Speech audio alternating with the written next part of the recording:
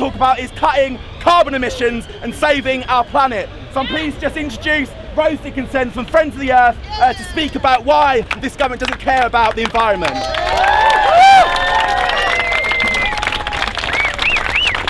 Friends of the Earth are proud to be here today supporting this demo. We're an organisation that campaigns for social justice and a better environment. We stand against austerity because building a fair society goes hand in hand with building a clean environment for everyone. Whether it's air pollution, cold homes or the increased risk of flooding, government cuts affect the poorest and most vulnerable in society first and hardest. Osborne's austerity is propping up a dinosaur economy, dirty fossil fuels, while cutting clean renewable energy and the potential for thousands of new green jobs. And today we saw another dirty budget from George Osborne. He announced even greater tax breaks for oil and gas, when even the Governor of the Bank of England knows that 80% of fossil fuels need to stay in the ground if we are going to avoid dangerous climate change. He also announced a boost to government's supersized road building schemes when air pollution kills 29,000 people a year in the UK, and when he has slashed spending on buses, leaving the most vulnerable people in society stranded.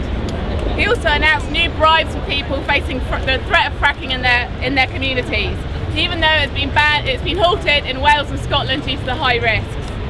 Just last week, I was standing side by side with the people in Lancashire who rejected Osborne's plans for fracking in their community.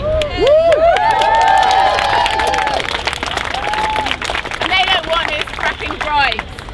We need to make sure now the government doesn't override democracy by forcing fracking on their communities. So please sign a petition to stand by the people of Lancashire and stop government pushing ahead with fracking no matter what.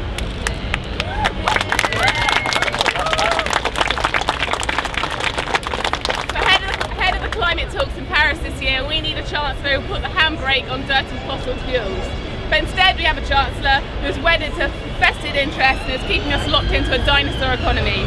We say to George Osborne, no to tax breaks for your friends in the fossil fuel industry, and yes to ending the scandal of cold homes which result in thousands of winter deaths.